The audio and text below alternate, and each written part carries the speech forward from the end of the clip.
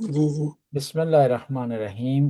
قد نرا تقلب وجهک فی السماء فلنولینک قبلة ترضاها فولہ وجهک شطر المسجد الحرام وحیث ما کنتم فولوا وجوہکم شطرہ ان الذین اوتوا الکتاب لیعلمون انہ الحق من ربہم وما اللہ بغافل عما یعملون۔ یہاں یہ آیت جو ہے وہ قبلے سے متعلق ہے۔ قبلے کا حکم بھی بیان کر رہی ہے اور اس کا فلسفہ بھی بیان کر رہی ہے، اور ایک بتا رہی ہے قبلہ کیوں تبدیل ہوا ہے اور کیوں پیغمبر کو حکم ہوا ہے کہ قبلے کو تبدیل کریں۔ پہلے آیت کا ترجمہ کرتے ہیں۔ قد نرا تقلب وجہک فی السماء، خدا فرماتا ہے کہ ہم نے دیکھا کہ اے میرا نبی تو بار بار آسمان کی طرف دیکھ رہا تھا۔ فَلِنُوَلِّيَنَّكَ فَلِنُوَلِّيَنَّكَ قِبْلَةً تَرْضَاهَا، تو چاہتا تھا اور ہم یہ چاہتے تھے کہ تو اپنی مرضی کا قبلہ اپنائے، اپنی مرضی کے قبلے کی طرف رخ پھیر دے۔ فَوَلِّ وَجْهَكَ شَطْرَ الْمَسْجِدِ الْحَرَامِ، پس میرے پیارے حبیب تو اپنے چہرے کو، اپنے رخ کو مسجد حرام کی طرف پلٹا دے۔ حَيْثُ مَا كُنْتُمْ وَلُّوا وُجُوهَكُمْ شَطْرَهُ، پھر جو ہے مسلمانوں کو بھی چاہیے کہ وہ اپنے چہرے کو مسجد حرام کی طرف پلٹا دیں، اپنے رخ کو مسجد حرام کی طرف کر لیں۔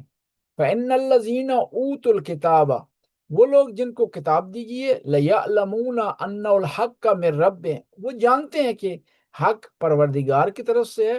وَمَا اللَّهُ بِغَافِلٍ عَمَّا يَعْمَلُونَ، وہ جو کام کرتے ہیں اللہ اس سے غافل نہیں ہے۔ مکہ میں اللہ کے رسول جب تشریف فرما تھے تو اس وقت حکم اس طرح تھا کہ وہ اس طرح کھڑے ہوں اس انداز میں کہ قبلے کی طرف بھی رخ ہو اور بیت المقدس کی طرف رخ ہو، اور یہ ممکن تھا مکہ سے۔ لیکن اور ایک اور وجہ بھی تھی کہ اللہ کے رسول بیت المقدس کی طرف رخ کرتے جب ممکن نہیں ہوتا تھا، اس کی ایک اور وجہ بھی تھی۔ کیوں کہ اگر وہ خانہ کعبہ کی طرف رخ کرتے مکہ میں اور بیت المقدس کی طرف رخ نہ کرتے تو بعض کو لوگ کہتے کہ خانہ کعبہ کی طرف پیغمبر رخ کر رہے ہیں، حالانکہ خانہ کعبہ کے اندر 300 کچھ بت پڑے ہوئے ہیں۔ گویا یہ جو رخ کر رہے ہیں خانہ کعبہ کی طرف نہیں کر رہے بلکہ ان بتوں کی طرف کر رہے ہیں۔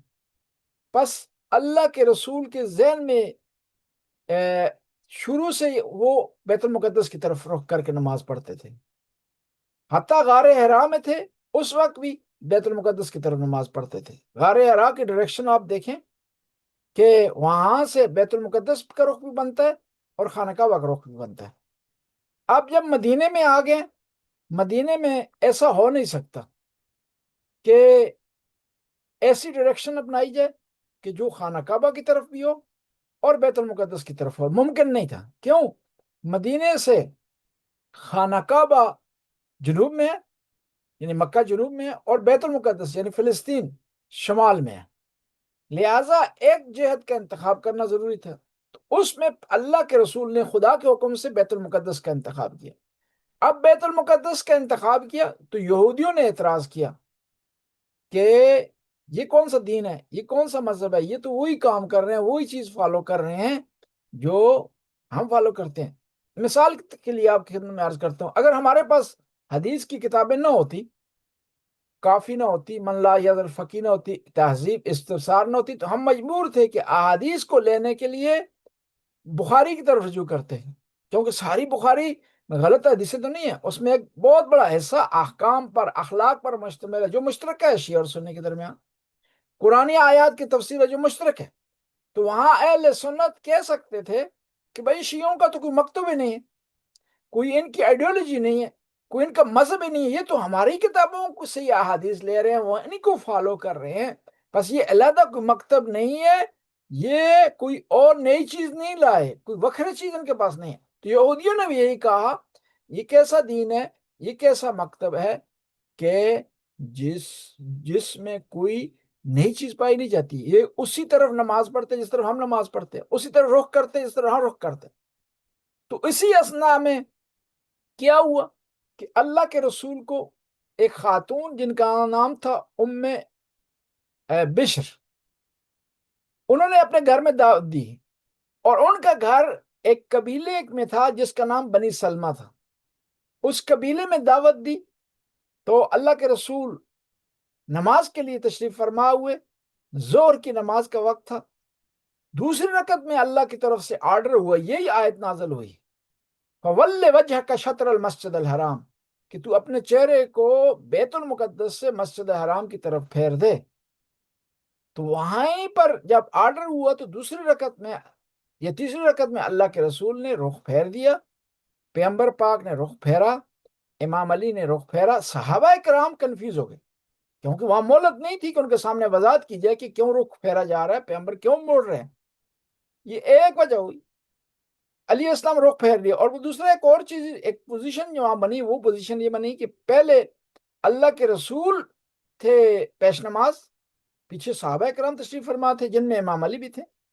اب کیا ہوا، صحابہ کرام پزل ہو گئے اور وہ نماز کو فالو نہ کر سکے، تو امام علی علیہ السلام وہ آگے ہو گئے اور پیغمبر پاک ان کے پیچھے کھڑے ہو کر انہوں نے نماز کو مکمل کیا. یہاں پر جو ہے کچھ نکات اس آیت میں. پہلا نقطہ یہ ہے کہ خداوند تعالی اپنے حبیب کو خوش کرنا چاہتا تھا.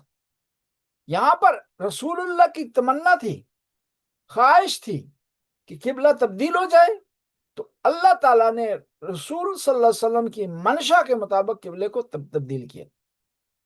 اور پھر ایک اور نقطہ یہ ہے کہ جب تک مسلمان بیت المقدس کی طرف نماز پڑھتے تھے تو مدینے کے لوگ یہ محسوس کرتے تھے کہ مسلمانوں میں استقلال نہیں پایا جاتا، یہ انڈیویجلی ان کی نہیں پائی جاتی، یہ ایک تشخص ان کا نہیں پایا جاتا، یہ ان کی علیحدہ پہچان نہیں ہے. تو یہ قبلے کا حکم جب آیا تو اس کے وقت معلوم ہو گیا کہ مسلمانوں کی ایک علیحدہ پہچان ہے. اور پھر اس حکم کے آنے کے بعد وہ جو اعتراض تھا، یہودیوں کو وہ اعتراض ختم ہو گیا، لیکن یہودیوں نے اعتراض سے رکنا نہیں تھا. اعتراض اس لیے نہیں تھا کہ مسئلہ حل ہو جائے اس کے بعد ان کے منہ بند ہو جائیں. اب انہوں نے ایک اور اعتراض کیا، کہا کہ مسلمان پہلے بیت المقدس کی طرف نماز پڑھتے تھے اور اب نماز پڑھتے ہیں کس کی طرف؟ خانہ کعبہ کی طرف. اب مسلمان ہمیں بتائیں کہ وہ پہلے والا کام غلط تھا یا ابھی والا کام غلط ہے. جو پہلے انہوں نے نمازیں پڑھی ہیں وہ صحیح تھی یا اب صحیح ہیں؟ اگر پہلے والی صحیح ہے تو اب والی غلط ہو گئی، اس مسلمان غلط کام کر رہے ہیں. اگر ابھی والی صحیح ہے تو پہلے والی جو نمازیں پڑھی ہیں وہ غلط تھی، لہٰذا مسلمانوں کا وہ کام غلط تھا. تو قرآن کہتا ہے نہیں، غلط اور صحیح کا معیار تم نے نہیں بتانا، غلط اور صحیح کا معیار خداوند تعالیٰ نے بتانا. اور پھر دوسرا یہ ہے کہ یہ جھکنا، اٹھنا، رکوع کرنا، سجدہ کرنا مقصود نہیں ہے، خدا کے حکم کو فالو کرنا ہے. پہلے حکم تھا کہ ہے وہ بیت المقدس کی طرف رخ کیا جائے، اب حکم ہے کہ مسجد حرام کی طرف رخ کیا جائے. بعض اوقات کسی کو لوگ حکم دیتے ہیں نا، ضروری نہیں تو وہ احکام حقیقی ہوں، بعض اوقات آزمائش کے لیے ہوتے ہیں، بعض اوقات چیک کرنے کے لیے ہوتے ہیں کہ یہ آدمی مجھے فالو کرتا ہی نہیں کرتا، بعض اوقات کسی اور مقاصد کے لیے احکام دیے جاتے ہیں. تو ضروری نہیں ہے کہ احکام سارے حقیقی ہوں. اور یہ دیکھنا کہ اللہ کا حکم کیا ہے کس چیز میں، جس کام میں اللہ کا حکم پایا جاتا ہے اسی کو فالو کرنا ہے. خود عمل معیار نہیں ہے، معیار خدا کا حکم ہے اور انسانی نیت ہے. ممکن ہے بعض اوقات ایک جیسا کام ہو، ایک آدمی سے وہی کام سرزد ہو رہا ہے وہ گناہ ہے، اور وہی کام ایک اور آدمی کر رہا ہے وہ گناہ نہیں بلکہ ثواب ہے. دونوں آدمی نماز پڑھ رہے ہیں ایک حال میں، ایک کی نیت ریاکاری ہے وہ گناہ گار ہے، دوسری کی نیت کیا ہے، وہ قرب الہی ہے تو وہ ثواب حاصل کر رہے ہیں. حالانکہ دونوں نماز پڑھ رہے ہیں، دونوں سجدہ کر رہے ہیں، دونوں رکوع کر رہے ہیں، دونوں سورہ حمد کی تلاوت کر رہے ہیں. میں نے پہلے یہ مثال دی کہ حضرت یوسف کی کہانی میں ہم نے پڑھا کہ یوسف علیہ السلام بھی دوڑے ہیں دروازے کی طرف، زلیخا بھی دوڑی ہے. دوڑنے میں کوئی فرق نہیں ہے کہ کوئی فرق ڈالیں اس میں سپیڈ کتنی تھی جی، یا چھلانگ لگا رہے تھے، آہستہ چل رہے تھے، کس انداز سے چل رہے تھے، ہوش آواز میں تھی، یہ نہیں ہے، یہ تقریباً سیم ہے دونوں کا. فرق نیتوں کا ہے. یوسف کا دوڑنا عبادت ہے، زلیخا کا دوڑنا گناہ ہے. بس عمل کو نہ دیکھیں، یہ دیکھنا آپ نے کہ سامنے والے کی نیت کیا ہے. ایک آدمی خلوص نیت سے امام حسین کی عزاداری کر رہا ہے اور اس کے دل میں اہل بیت کی محبت ہے، اس کی عزاداری عبادت شمار ہوگی۔ اس کے مقابلے میں ایک لمبی داڑھی رکھے ہوئے آدمی نے شلوار تھوڑی اوپر بھی کی ہوئی ہے، سارے معاملات ٹھیک ہیں، وضو بھی اس کا ہے، قبلہ رخ بھی ہے، لیکن اس کی نماز میں اہل بیت کی محبت نہیں پائی جاتی، وہ اہل بیت سے محبت نہیں کرتا، تو اس کی نماز اس کے منہ پر مار دی جائے گی، وہ آدمی عزادار، اس سے عزاداری قبول ہو جائے گی۔ دیکھیں نا، آسان سی مثال دوں آپ کی خدمت، حج سے بڑی عبادت کوئی نہیں ہے نا، کوئی نہیں ہے، لیکن جب نواسہ رسول کربلا کی طرف روانہ ہو رہے تھے، اس دوران لوگ حج کر رہے تھے، 1.5 لاکھ سے زیادہ افراد نے حج کیا، ان کا اللہم لبیک وہ بھی ٹھیک تھا، سارے معاملات ٹھیک تھے، قربانی ٹھیک تھی، شیطان کو کنکریاں ماری، سارے ٹھیک ہیں، لیکن کہاں ان کا حج اور کہاں حبیب ابن مظاہر کی قربانی، کہاں جو ہے مسلم اوسچا کی قربانی، اور کہاں ان حاجیوں کا حج بجا لانا۔ یعنی دیکھیں، عمل دونوں ظاہری طور پر ایک بہت زیادہ مقدس آپ کو دکھائی دے رہا ہے، لیکن نیتوں دونوں کی فرق ہے، ایک ہے اسلام کی بنیاد اور کیا ہے، دوسرا کیا ہے، ظاہری اسلام ہے۔ اسلام کی بنیاد کو قبول کر لیا جائے گا، ظاہری اسلام کو ریجیکٹ کر دیا جائے گا۔ اب دیکھنا ہے کہ خدا کا حکم کیا ہے۔ مثال کے طور پر ایک آدمی عید کے دن روزہ نہیں رکھتا، خدا کا حکم ہے کہ حرام ہے، ایک آدمی ضد میں آ جاتا ہے کہ میں نے عید کے دن بھی روزہ رکھنا ہے۔ ظاہری طور پر روزہ رکھنا ایک مقدس کام ہے، جس کسی سے پوچھے کہ 2 آدمی ہیں، ایک روزہ رکھا ہوا ہے، ایک بغیر روزے کے، کون سا بہتر، کہے گا روزے والا بہتر ہے؟ نہیں، روزے والا اس صورت میں بہتر ہے کہ جب روزہ خدا کے حکم کے مطابق ہو۔ جو روزہ کھا رہا ہے وہ عید کے دن روزہ نہیں رکھ رہا، کھا رہا ہے، وہ بہتر ہے کیونکہ اس نے خدا کے حکم کو فالو کیا۔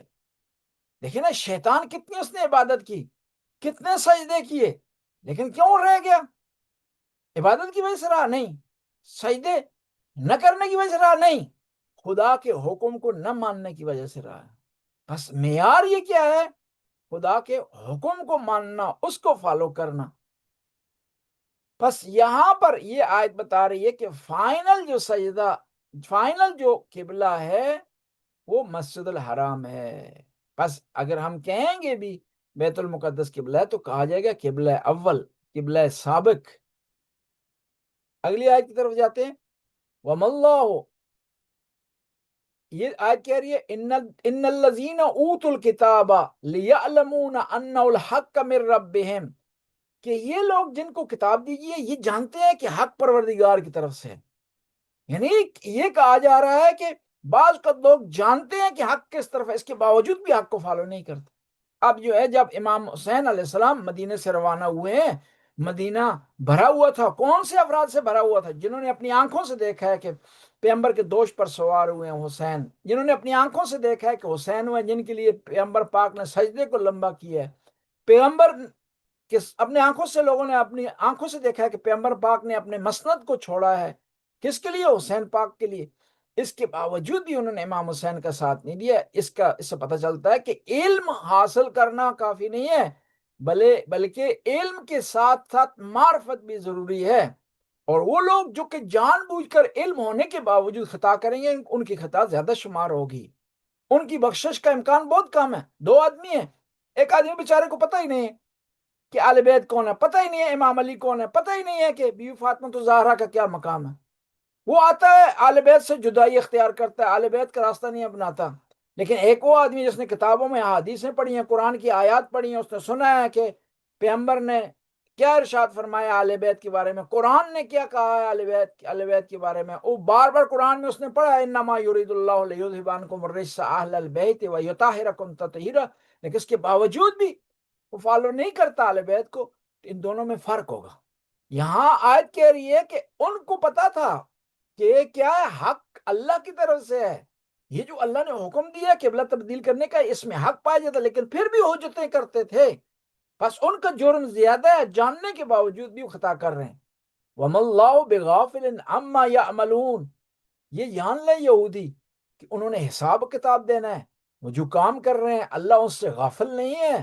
وہ اگر اللہ کے کاموں میں حجتیں نکال رہے ہیں، اللہ کے کام کو کرٹیسائز کر رہے ہیں، جانتے ہوئے کہ اللہ حق پر ہے اور حق اللہ کی طرف سے، تو اللہ غافل نہیں ہے۔ انہوں نے اپنے کام کا حساب و کتاب دینا ہے، اور حساب و کتاب کے بغیر وہ آگے نہیں بڑھیں گے۔ اگلی آیت کی طرف جاتے ہیں، وَلَئِنْ آتَيْتَ الَّذِينَ أُوتُوا الْكِتَابَ بِكُلِّ آيَةٍ مَا تَبِعُوا قِبْلَتَكَ وَمَا أَنْتَ بِتَابِعٍ قِبْلَتَهُمْ وَمَا بَعْضُهُمْ بِتَابِعٍ قِبْلَةَ بَعْضٍ۔ قرآن حقیقت بیان کر رہا ہے، لَئِنْ آتَيْتَ الَّذِي أُوتُوا الْكِتَابَ بِكُلِّ آيَةٍ مَا تَبِعُوا، کہ اگر تو اے نبی یہ خواہش کرے کہ وہ تیرے حکم کو فالو کریں اور جس قبلے کو تو مان رہا ہے اس کو مانے، تو ایسا ہو نہیں سکتا۔ وَمَا أَنْتَ بِتَابِعٍ قِبْلَتَهُمْ، وہ تیرے قبلے کو فالو نہیں کرتے، اور تجھ پر فرض نہیں ہے کہ ان کے قبلے کو فالو کر، اور ان میں سے کچھ ایسے لوگ ہیں جو ایک دوسرے کے قبلے کو فالو نہیں کرتے۔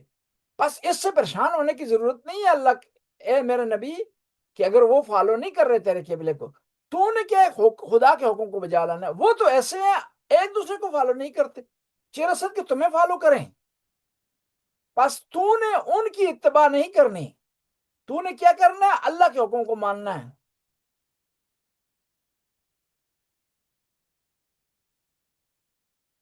وَمَا بَعْضُهُمْ بِتَابِعٍ قِبْلَةَ بَعْضٍ، ان میں سے ایک دوسرے کے قبلے کو بعض لوگ نہیں مانتے۔ وَلَئِنْ اتَّبَعْتَ أَهْوَاءَهُمْ مِنْ بَعْدِ مَا جَاءَكَ مِنَ الْعِلْمِ، اے میرے نبی اس کے بعد کہ علم آپ کے پاس ہو گیا ہے، آ گیا ہے، آیات واضح ہو گئی ہیں، پھر بھی اگر آپ ان کی ہوائے نفس کی اتباع کریں گے، اِنَّكَ إِذًا لَمِنَ الظَّالِمِينَ، کہ اے میرے نبی ایسا اگر کریں گے تو آپ ظالموں میں ہو جائیں گے۔ یعنی یہاں پر قرآن نبی کریم پر سختی کر رہا ہے، نہ قرآن بتا رہا ہے کہ کوئی آدمی کسی کو استثناء حاصل نہیں ہے شریعت کے قانون میں، اللہ کے حکم کو فالو کرنا ہے تو مسلمان نے بھی کرنا ہے، مولانا نے بھی کرنا ہے، مومن نے بھی کرنا ہے، بڑے نے بھی کرنا ہے، چھوٹے نے بھی کرنا ہے، حتیٰ اللہ کے رسول نے کرنا ہے۔ آپ اور ہمارے لیے دن میں 5 دفعہ نمازیں واجب ہیں، لیکن اللہ کے رسول کے لیے 6 نمازیں واجب تھیں، نماز تہجد بھی واجب تھی، کوئی استثناء اللہ کے رسول کو حاصل نہیں تھا۔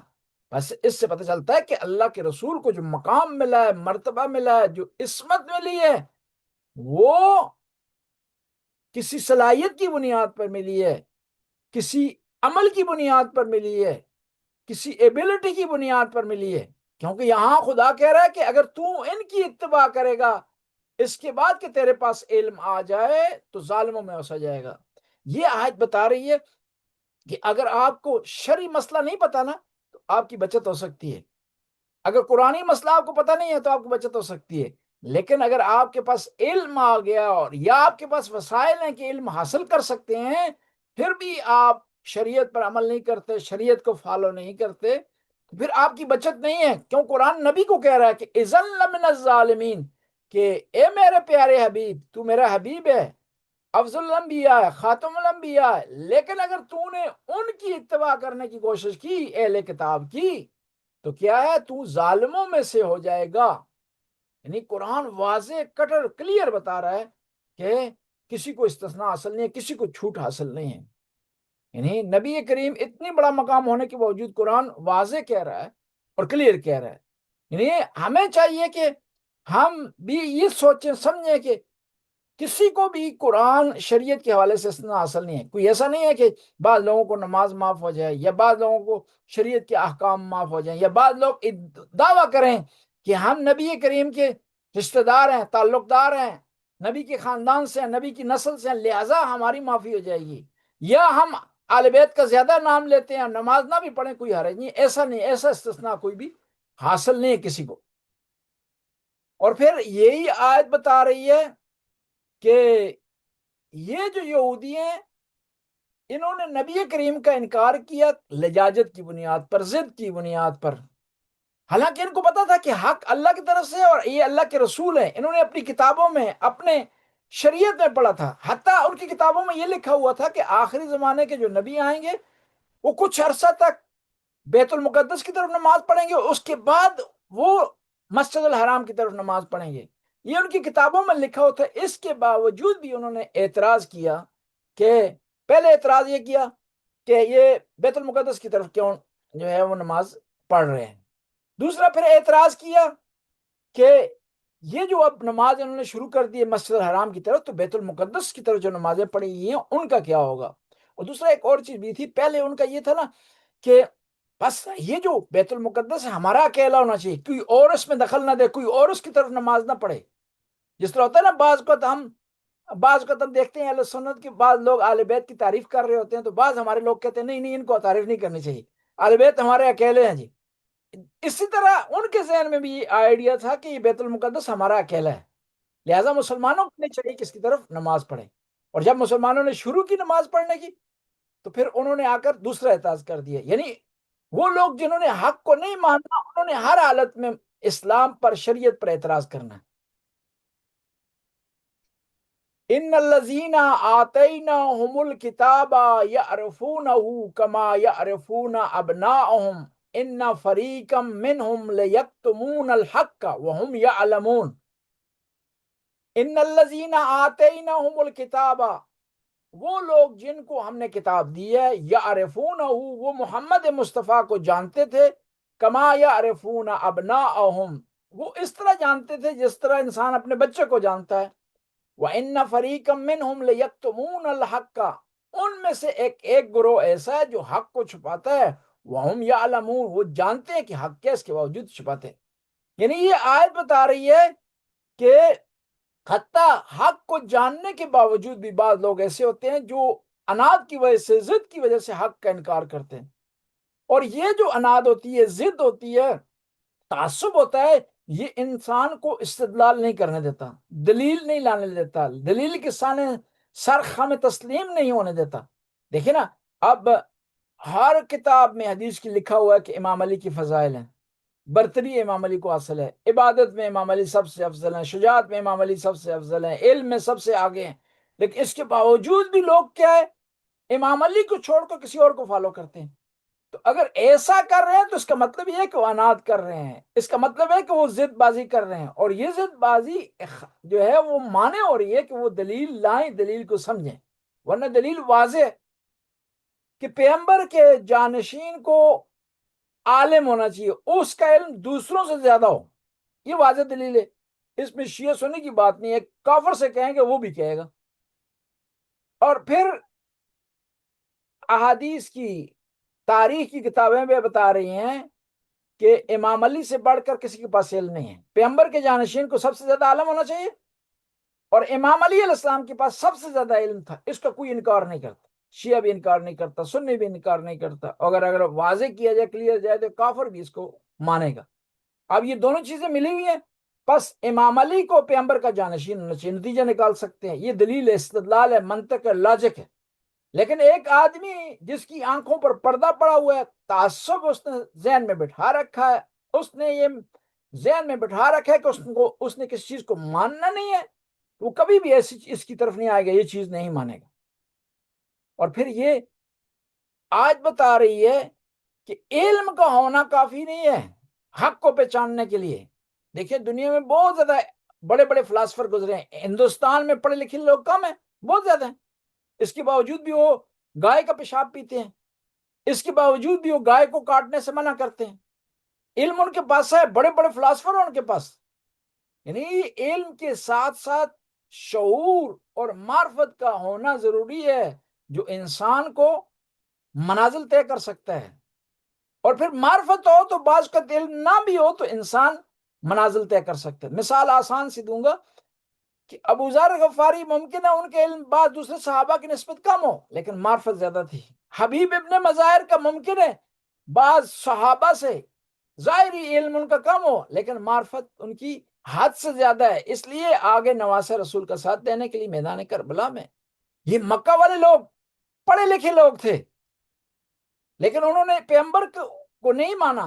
پڑھے لکھے ہونے کی مثال آپ کے لیے وضاحت کرتے ہیں کہ جب کیا ہوا، قیدی بنے مکہ والے جنگ بدر میں، تو پیغمبر نے کہا کہ آپ میں سے ہر آدمی جو ہمارے 10 آدمیوں کو لکھنا پڑھنا سکھائے تو ہم اس کو آزاد کر دیں گے۔ اس کا مطلب ہے وہ لکھنا پڑھنا جانتے تھے، اس زمانے کے پڑھے لکھے تھے، لیکن اس کے باوجود بھی اللہ کے رسول کے مقابلے میں آگے، بس